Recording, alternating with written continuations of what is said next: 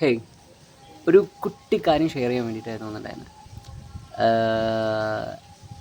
എൻ്റെ ഈ കുട്ടിക്കാലത്ത് ഞാൻ എന്താ 7ാം ക്ലാസ്സിൽ പഠിച്ചുകൊണ്ടിരിക്കുന്ന ടൈമിലാവുമ്പോൾ അമ്മയുടെ അടുത്ത് നിന്ന് വീട്ടിൽ നിന്ന് അമ്മയുടെ ബാഗിൽ നിന്ന് വന്നിട്ട് ഒരു 50 രൂപ കട്ടെടുത്തു. ഞാൻ 50 രൂപ എന്തിനാന്ന് വെച്ചാൽ ഒരു ചോക്ലേറ്റ് വാങ്ങാനായിരുന്നു. പിന്നെ അനിയത്തിക്ക് വന്നിട്ട് ഒരു സ്കെച്ച് പെന്നൊക്കെ മേടിച്ച് കൊടുത്തിട്ടുണ്ടായിരുന്നു.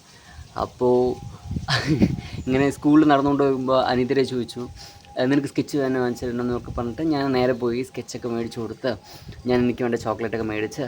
അപ്പോൾ അവൾ ചോദിച്ചു, ഇത് എവിടെ നിന്ന് പൈസ കിട്ടി കൊണ്ട് ചോദിച്ചപ്പോൾ ഞാൻ സ്വപ്നത്തിൽ പടച്ചോൻ തന്നാണ് എനിക്ക് പൈസ എന്നൊക്കെ പറഞ്ഞിട്ട് കള്ളൊക്കെ പറഞ്ഞിട്ടുണ്ടായിരുന്നു. നേരെ വീട്ടിൽ വന്നു പറഞ്ഞാൽ തന്നെ ഉമ്മ ഒരേ തിരച്ചിലാണ്. 50 രൂപ കാണാനില്ല എന്നൊക്കെ പറഞ്ഞിട്ട് ബാഗ് അവിടെ ഇവിടെ എന്നൊക്കെ പറഞ്ഞിട്ട് മൊത്തം തിരച്ചിൽ കിട്ടണ്ടേ, ഞാൻ അടുത്തല്ലേ. അപ്പോൾ അത് കഴിഞ്ഞിട്ട് അനിയത്തിനെ വന്ന് പറഞ്ഞിട്ടുണ്ടായിരുന്നു, ഇക്കാക്ക് ഇങ്ങനെ സ്വപ്നത്തിൽ ആരോ വന്നിട്ട് പൈസ കൊടുത്തിട്ടുണ്ടായിരുന്നു, എന്നിട്ട് എനിക്കിതൊക്കെ വാങ്ങിച്ചെന്ന് പറഞ്ഞിട്ട് കള്ളി വിളിച്ചതായാ.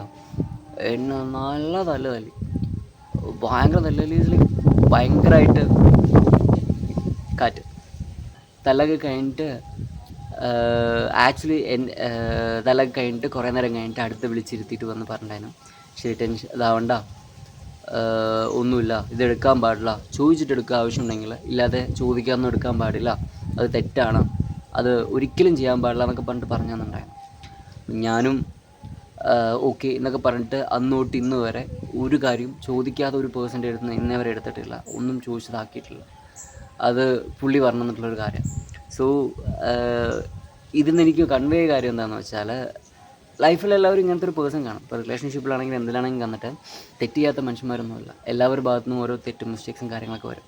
ബട്ട് അത് മനസ്സുകൊണ്ട് അംഗീകരിച്ചിട്ട് എന്താ പറയുക, എത്ര അവർ വന്നിട്ട് ഇപ്പോൾ നമ്മൾ വന്നിട്ട് തെറ്റൊക്കെ ചെയ്തിട്ടുണ്ടെങ്കിൽ അത് അവർ അറിഞ്ഞിട്ടുണ്ടെങ്കിൽ പോലും അവർ കുറേ വന്ന് ഷൗട്ട് ചെയ്യും, ദേഷ്യപ്പെടും.